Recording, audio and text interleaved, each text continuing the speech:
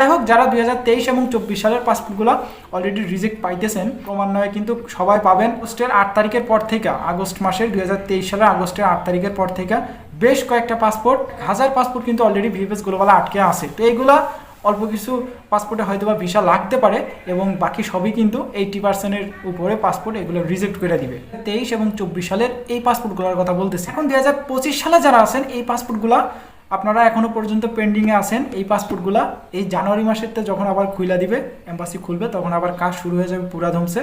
তখন কিন্তু এই রিজেক্ট পেপারগুলো সরাই দিয়া আপনার যে নতুন পেপারগুলো জমা পড়বে, সেই পাসপোর্টগুলাই কিন্তু ভিসা লাগার কার্যক্রমগুলো চালু হয়ে যাবে। এম্বাসি এবং ভিএফএস গ্লোবাল থেকে যে এসএমএসগুলো আসতেছে, আপনারা বেশি বেশি করে অনলাইনটা চেক দিবেন, দেখবেন আপনারও কখন রেডি ফর কালেকশন অ্যাপ আসা পড়বে, তখন কিন্তু আপনি টের পাবেন না। তাই বেশি বেশি এটা চেক দিবেন, প্লাস এসএমএসটা চেক দিবেন, আপনার যে ইমেলটা দিয়েছিলেন সেই ইমেলটা চেক দিবেন। যে কোনো এক জায়গায় আপনারা পাওয়া যাবেন আপনার রেডি ফর কালেকশন অথবা পাসপোর্ট সাবমিটের এসএমএস। তো এই ছিল কিন্তু এম্বাসি থেকে আমাদের কাছে সর্বশেষ এবং ভিএফএস গ্লোবালের যে কারেকশন পরিস্থিতি, সেইটা। তাছাড়া কোনো আপডেট নাই আপাতত। আচ্ছা, আরও একটা আপডেট আমাদের কাছে আসছে, সেটা হলো 2023 এবং 24 সালের যেই পাসপোর্টগুলো জমা করার পরে একটা নিউজ চ্যানেল করছিল, এক মানুষ কিন্তু এখনো পর্যন্ত যদি মানববন্ধনটা করেন, মানববন্ধন করলে সেই একই কথা কিন্তু উঠে আসবে, কোনো প্রকার সমাধান কিন্তু হবে না। তার থেকে ভালো এই মানববন্ধনটা কয়েকদিন পরে না হয় আমরা দেখি যে 2023 এবং 24 সালের যেহেতু এখন রানিং দিতেছে, রেডি ফর কালেকশন দিতেছে, আর কয়েকদিন দেখা যাক, এরপরে একটা মানববন্ধনের ডেট ফিক্স করে একটা ডাক দেওয়া হবে। তার আগে কোনো প্রকার অ্যাকশন নেওয়ার দরকার নেই। ভিএফএস গ্লোবাল কাজ করতেছে, কাজ করতে দেন। তো দেখেন 2023 এবং 24 সালে যে পাসপোর্টগুলো আটকায় ছিল, অ্যাপয়েন্টমেন্ট সমস্যা, এরপর ভিসা জটিলতার সমস্যা, এগুলো নিয়ে অলরেডি আমাদের কাছে প্রচুর নিউজ আসছে। তো তারই মধ্যে একটা নিউজ, ছোট্ট করে একটা 2 থেকে আড়াই মিনিটের একটা নিউজ আমাদের কাছে আসছে আজকে সকালবেলা।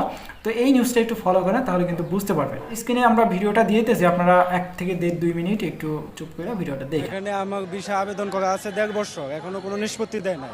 পাসপোর্ট রিটার্ন দিচ্ছে 8 মাস হয়েছে, এখন কোনো রেজাল্ট দেয় না, সমাধান দেয় না, এই জন্য আসছে। জি, এখন আপনি কি চাচ্ছেন তাহলে? আমার ভিসা প্রসেসিং আছে। এখন ভিসা দিছেন ওদেরকে? জি, আমি ভিআইপিতে জমা করছি 22,380 টাকা, আবার অ্যাপার্টমেন্ট নিতে আমার 70-80 টাকা লাগছে। টোটাল আপনি কত টাকা? টোটাল 7 লাখ টাকা দেওয়া। হ্যাঁ, টোটাল 7 লাখ টাকা দেওয়া। 7 লাখ টাকা দিয়ে জি। কিছু হয় না এগুলো? জি না, ওরা কি বলতেছে? ওরা স্টিক আন্ডার প্রসেসিং দেখা, ওরা হবে হবে, কোনো নির্দিষ্ট সময় নাই, হয় রিজেক্ট করবে নাই তো ভিসা দিবে। টাকাটা কেন নিছে আপনার থেকে? টাকাটা আমি আমার যে মাধ্যম ওনাকে দিছি, আর অ্যাপার্টমেন্ট নিতে আর ভিআইপিতে জমা করতে নিছে, ওরা আমার কাছ থেকে 1 লাখ টাকা নিছে।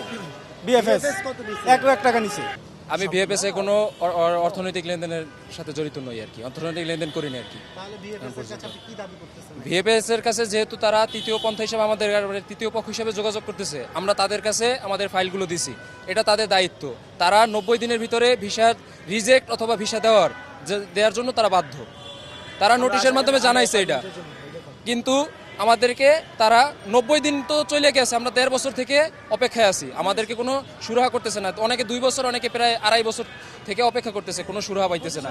এমনকি অনেকে আছে যারা মেইল করে রাখছে ভিএফএসে, তারা অটো রিপ্লাইটা পর্যন্ত পাচ্ছে না, তারা নিশ্চয়তাই পাচ্ছে না যে তাদের আবেদনটা ভিএফএস পর্যন্ত পৌঁছেছে কিনা, এই নিশ্চয়তাও অনেকে পাচ্ছে না। এরকম ভিতরে আমরা দিন যাপন করতেছি। আমার নুলুস্তার অ্যাপার্টমেন্টে আমি এখনো পাইনি, 7-8 মাস ধরে আমি অ্যাপার্টমেন্টের জন্য ভুক্তভোগী, এবং ভিসা ভুক্তভোগী অনেক আছে, ভিসার জন্য ওনারা অপেক্ষা করতেছে। কেন দিতেছে এটা তো আমরা জানতে পারি না, সব জানে ভিএফএস গ্লোবাল।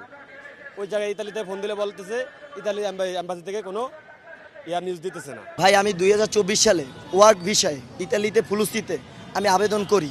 তারপরে আমার নুল্লস্তা উঠে এপ্রিলের 22 তারিখ। তারপরে আমি 4 মে আমি ভিএফএসের ওয়েবসাইটে আমি মেইল করি অ্যাপার্টমেন্টের জন্য, যেন আমি জমা দিতে পারি। তো আজকে প্রায় ভাইয়া 1 বছরের উপরে, মানে 1.5 বছরের কাছাকাছি, আমরা এখন পর্যন্ত অ্যাপার্টমেন্ট পাইতেছি না। আমাদের কাগজটা যদি অরিজিনাল হয়, আমাদের ওরা অ্যাপার্টমেন্ট দেখ, আমাদের কাগজটা যদি ফেক হয়, তারপরে ওরা জানাইয়ে দেখ। আজকে আমরা ভাইয়া অনেক লোকজন বিদেশ যাইতে পারতাছি না, অন্য দেশে যাইতে পারতাছি না, লেখাপড়া বন্ধ করে দিছি, অন্য কোনো কর্ম করতাছি না। হ্যাঁ, ওই যে আমরা যে পাঠাইছি তাদেরকে মেইল কইরা, সেইটা তাদের আইটি সিস্টেমে আছে, কিন্তু আমাদের অ্যাপার্টমেন্ট দিতেছে না। হ্যাঁ, আমাদের নুলস্তার নাম্বার, আমাদের পাসপোর্ট নাম্বার, আমাদের ফোন নাম্বার, আমাদের নিজের নাম, এই ঠিকানা সহ তাদেরকে সেন্ড করছি মেইল করে। মানে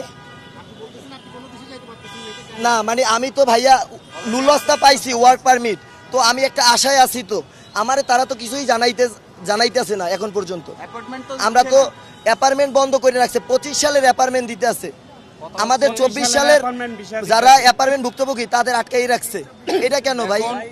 তো যাই হোক, এই ছিল কিন্তু সর্বশেষ বিএফএস গ্লোবাল এবং এম্বাসি থেকে আমাদের সর্বশেষ একটা আপডেট, তাছাড়া আর কোনো আপডেট নাই আপাতত। এই ছিল আজকের ভিডিও, দেখা হচ্ছে নেক্সট আগামীকাল একটা ছোটোখাটো ইনফরমেশন ভিডিওতে। ততক্ষণ পর্যন্ত আপনারা সুস্থ থাকবেন, ভালো থাকবেন, মজুমদার ফ্রম ইটালিয়ান ইউরোপ এই দুইটা ইউটিউব চ্যানেলে পাশেই থাকবেন। আল্লাহ হাফেজ।